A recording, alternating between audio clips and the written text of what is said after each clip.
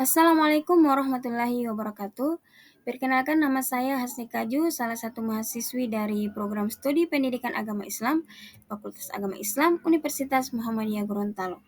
Tujuan saya dalam membuat video kali ini untuk memenuhi tugas dari mata kuliah Teknologi Pendidikan oleh dosen pengampu yang terhormat Bapak Roymanto Ilolu SSMPD. Baiklah, pada kesempatan ini saya akan memaparkan materi tentang inovasi dan pengembangan pembelajaran berbasis ICT.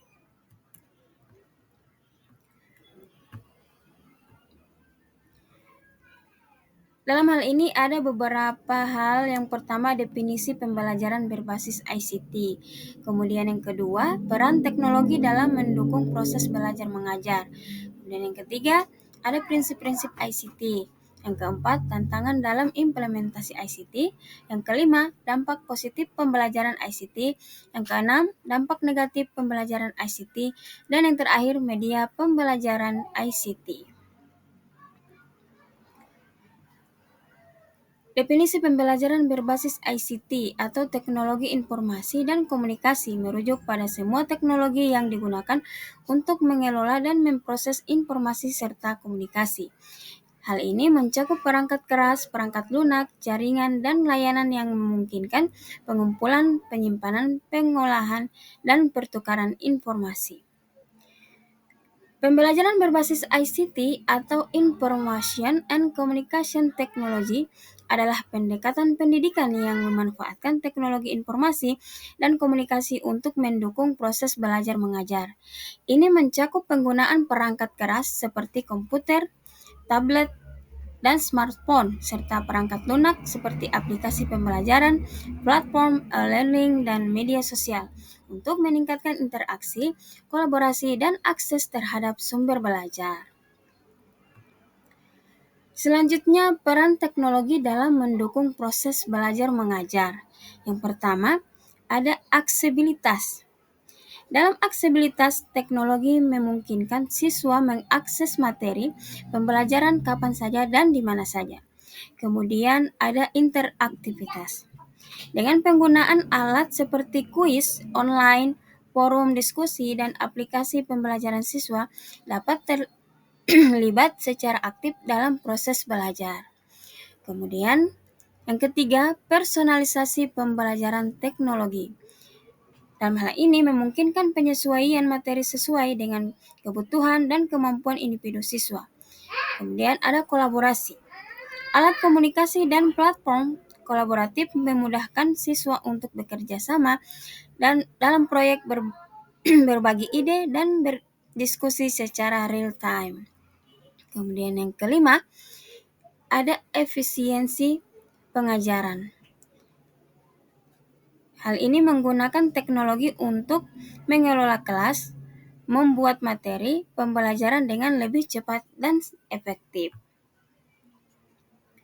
Berikut prinsip-prinsip ICT.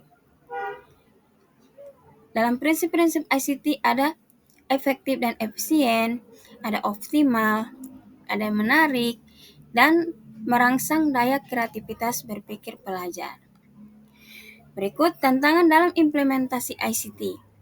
Yang pertama, keterbatasan infrastruktur. Yang kedua, keterampilan guru dan tenaga pendidik. Yang ketiga, isu keamanan dan privasi. Yang keempat, biaya implementasi. Kemudian yang kelima, ketergantungan pada teknologi. Selanjutnya, dampak positif pembelajaran ICT. Banyak melakukan praktek dibanding teori, mudah menyampaikan materi lewat presentasi, materi mudah didapatkan dari berbagai sumber, dan lebih bervariasi karena menampilkan gambaran atau ilustrasi.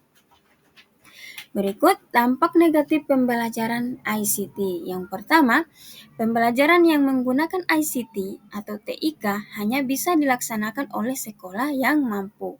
Kemudian yang kedua, siswa yang tidak antusias dalam penerimaan materi seringkali lebih suka main games selama pembelajaran sehingga mereka tidak konsentrasi dan tidak menerima materi yang diajarkan. Kemudian yang ketiga, dalam pembelajaran yang menggunakan internet, yang tidak dibatasi, seringkali pelajar menggunakan internet bukan untuk keperluan belajar, melainkan membuka situs YouTube untuk menonton video dalam proses belajar. Kemudian yang terakhir, media pembelajaran berbasis ICT. Media pembelajaran berbasis ICT atau Information and Communication Technology adalah alat yang digunakan dalam proses pembelajaran dengan memanfaatkan teknologi informasi, yaitu interaksi antara pengajar atau guru dan peserta atau murid yang tidak harus saling bertatap muka atau bertemu secara fisik, seperti halnya dalam sistem pendidikan konvensional. Mereka bertemu dalam ruang teknologi informasi atau internet dengan memanfaatkan suatu media yang disebut komputer. Nah, itu sedikit penjelasan materi dari saya. Lebih dan kurangnya saya mohon maaf. Wassalamualaikum warahmatullahi wabarakatuh.